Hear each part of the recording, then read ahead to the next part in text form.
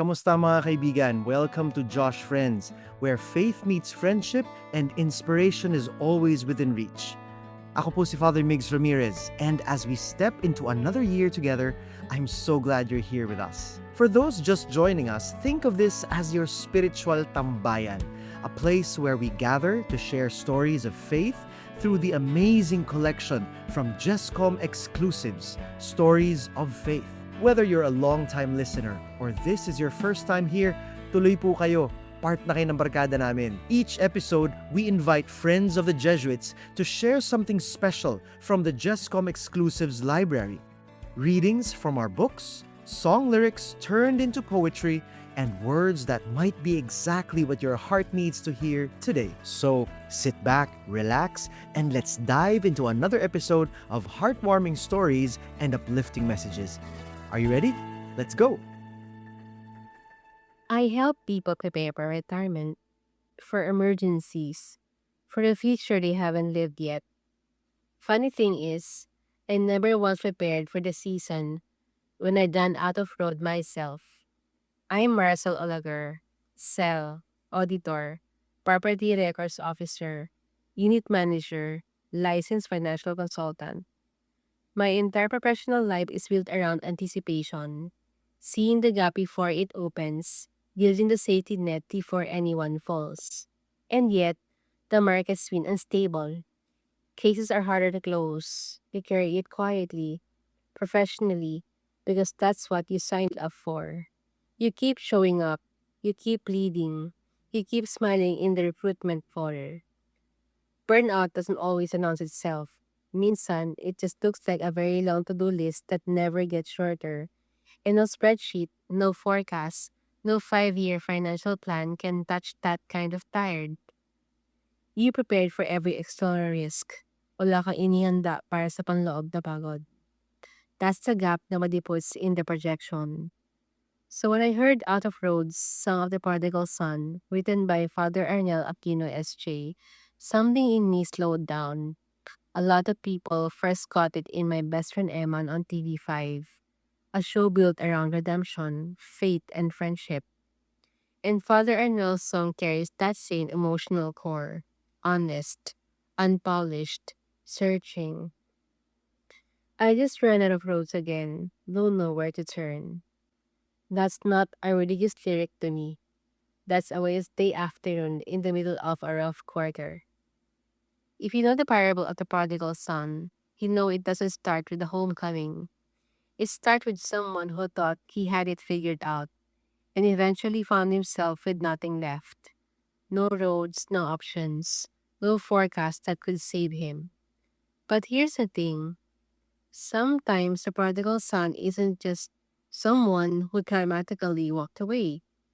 Sometimes it's just someone who kept moving, kept building, kept producing, kept performing until one day, parang nawala na yung direksyon. Hindi ka umalis, niligaw ka habang nasisikap. That's a quieter kind of far country, but it's still far. The song opens with resistance. The last thing you need is to hear this whisper in the wind. And I know that voice. When you're deep in survival mode, the whisper feels inconvenient.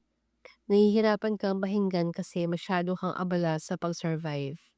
But the song doesn't argue with you. It just waits. In the parable, the father sees the son, but he is still far off and runs. Hindi hinintay na dumating ang anak, tumubas ang ama. That's the whisper. It was already moving toward you before you even turned around. And by the final chorus, everything turns. The one thing I need is to hear the whisper in the wind. From last thing to one thing. That's the whole conversion compressed into 2 lines. We're in May, the Marian month, Torres de Mayo, the Rosary, yung mga tradisyon na natuto tayo mula sa ating mga lola. Mary's entire role has always been the same. She points you back home. She doesn't wait for you to clean yourself up first. She meets you on the road, in the middle of the rough quarter, in the middle of the exhaustion you haven't told anyone about yet. That whisper in the song, yun ang kanya. Not loud, not demanding, just persistent, gentle, saying you can stop now, I've got you, let's go home. I need to go home soon to you, won't wait for tomorrow, right now. The Samaritan Prayer presses a song about a boy who ran out of roads, and I mean that as the highest compliment to Father Arnel. I used to be a soprano, part of a choir group in Marikina, and I'm going back to singing, this time more intentionally, more purposely. So I hear this song with two sets of ears, the one who's tired and the one who used to stand in the choir loft and offer something. That's something that happens when you sing for something bigger than a performance. You're not just executing notes, you're carrying something. The weight of standing in front of people who are grieving, hoping, searching. It's a privilege, but it's also real work. Ministry is labor. Worship leading has its own kind of burnout. What Out of Roast does for a choir member or worship singer is give you language for your own journey, not just the congregations. Kasi minsan, ikaw din ang nasa restlessness. And then you open your mouth and sing the surrender. And something in you quietly catches up to the words you're already giving away. That's not performance. That's ministry going both ways. For choirs preparing for me, this song is on Spotify, Apple Music, and all major streaming platforms. Stream it first. Let it work on you before you bring it to your group. Because that's the thing about songs that go deep. You have to be moved by them yourself before you can move a room with them. Mary doesn't need our perfection. She needs our presence.